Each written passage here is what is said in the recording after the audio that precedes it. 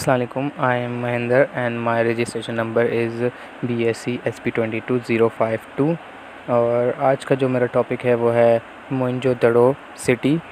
کہ آج ہم جانیں گے کہ موئنجو دڑو سٹی آخر ہے کیا، وہاں کے جو لوگ تھے وہ کس طرح سے اپنی زندگی گزارتے تھے اور کیا طریقہ کار تھا ان کا زندگی گزارنے کا، اور یہ جو سٹی ہے یہ اتنی فیمس کیوں ہوئی.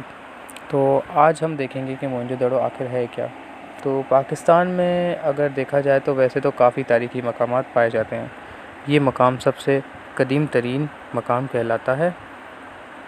آج سے تقریباً 5000 سال پہلے صوبہ سندھ کے شہر لاڑکانہ سے تقریباً 28 کلومیٹر دور دریائے سندھ کے کنارے دنیا کا یہ جو شہر ہے سب سے قدیم ترین شہر آباد تھا، جسے موئنجو دڑو کے نام سے پکارا جاتا ہے، جس کے معنی موت کا ٹیلہ ہے. جبکہ آج بھی اسے دنیا کا سب سے پہلا میٹروپولیٹن سٹی تصور کیا جاتا ہے، جس کی منصوبہ بندی دیکھ کر آج بھی لوگ حیران رہ جاتے ہیں.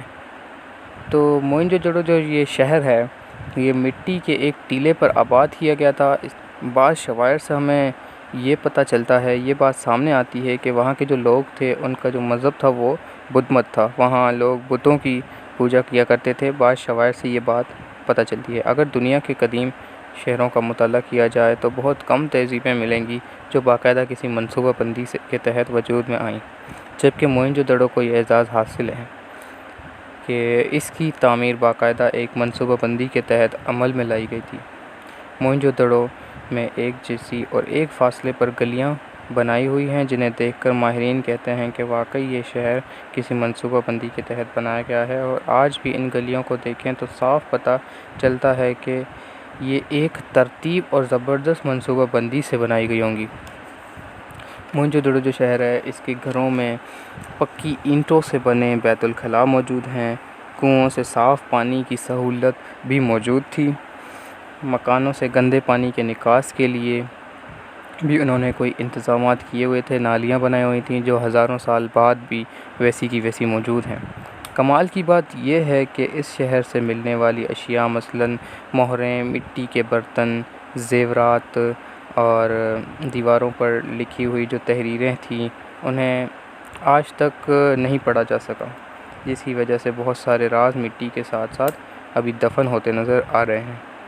بہت سے ماہرین دنیا بھر سے موئنجو دڑو کی زبان اور لکھائی پڑھنے کی کوشش میں آج تک کامیاب نہیں ہو سکے ہیں. آج کی دور کی طرح موئنجو دڑو میں بھی مرد اور خواتین دونوں زیورات پہنا کرتے تھے، جبکہ عورتیں چاندی، سونے کی چوڑیاں، ہار پہنا کرتی تھیں. بلکہ کچھ مجسموں سے یہ بات سامنے آئی ہے کہ عورت جو تھیں وہ کندھوں سے لے کر اپنی کہنی تک چوڑیاں پہنے دکھائی گئی ہیں، جس سے ظاہر ہوتا ہے کہ اس دور میں بھی چوڑیوں کا رواج جو تھا وہ عام تھا. اس دور میں بھی سونار ہوا کرتے تھے کیونکہ کچھ زیورات پر چڑھاؤ کا کام بھی نظر آیا ہے. موئنجو دڑو کی زمین سے روئی بھی نظر آئی ہے، جس سے ظاہر ہوتا ہے کہ 5000 سال پہلے بھی سندھ میں کپاس کی فصل ہوا کرتی تھی اور اس دور میں کپڑے بھی بنے جاتے تھے. موئنجو دڑو سے ملنے والی مہروں پر جانوروں کی اشکال کے علاوہ نامعلوم زبان میں کچھ لکھا ہوا بھی دیکھنے کو ملتا ہے، جن کو آج تک نہ پڑھا جا سکا ہے نہ سمجھا جا سکا ہے،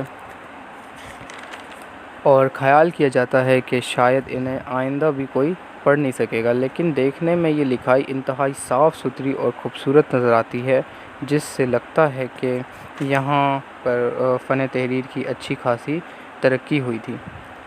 جبکہ اس قسم کی مہریں جو میسوپوٹیمیا کی جو وہ تھی تہذیب تھی وہاں سے بھی دریافت ہوئی ہیں، جو 3000 برس پرانی ہیں، جنہیں دیکھنے کے بعد سر جان مارشل نے یہ ریسرچ کی اور وضاحت کی کہ موئنجو دڑو کی جو تہذیب ہے وہ اس سے زیادہ قدیم تہذیب ہو سکتی ہے.